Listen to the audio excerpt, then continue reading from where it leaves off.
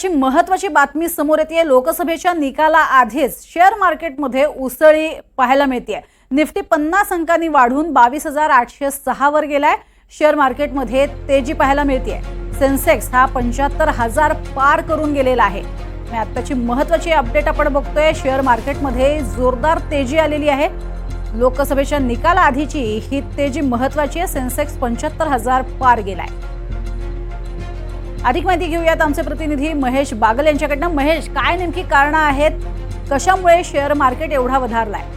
नुकतेच लोकसभा निवडणुकीच्या वेगवेगळ्या टप्प्यांमध्ये मतदान पार पडतं आणि अशातच एनडीटीव्ही नेटवर्कला पंतप्रधान नरेंद्र मोदी यांनी मुलाखत देताना म्हटलेलं होतं की लोकसभेच्या मतदानानंतर 4 जूनला जेव्हा निकाल हाती येईल त्यावेळेस सेन्सेक्स शेअर बाजारामध्ये मोठी उसळी असेल आणि कधी नव्हे ती अशी उसळी पाहायला मिळेल असं वक्तव्य नरेंद्र मोदी यांनी केलं होतं आणि त्याला दुजोरा अमित शाह गृहमंत्री यांनी सुद्धा दिलेला होता। पण 4 जूनच्या अगोदरच त्याचे प्रभाव आता शेअर मार्केटवर आपल्याला पाहायला मिळतात। निफ्टीमध्ये ऑल टाइम हिट असा एक अशी परिस्थिती आपल्याला पाहायला मिळते।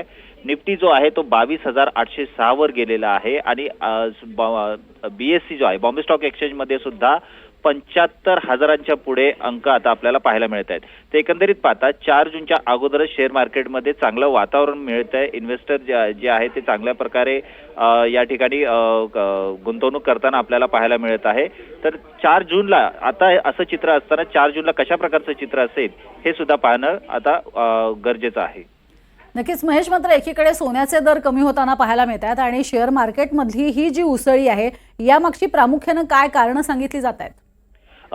लोकसभा निवडणुकीदरम्यान भाजपने दावा केलेला आहे की 400च्या पुढे जागा त्यांच्या येतील असा विश्वास त्यांनी म्हणून दाखवलेला आहे। वेगवेगळे भाजपचे मोठे नेते आहेत त्यांनी असा दावा केलेला आहे आणि शेअर मार्केट तज्ज्ञ सुद्धा आता असा कायच लावायला लागलेले आहेत की जवळपास 300 ते 305च्या पुढे भाजपला या जागा मिळतील असा एक अंदाज बांधला जातोय आणि त्यानंतरच केंद्रात भाजपचं सरकार येत्याचे 300-305च्या पुढे राहील असं भाकीत वर्तवण्यात येत असल्यामुळे एकंदरीत शेअर मार्केटमध्ये चांगलं वातावरण पाहायला मिळतंय।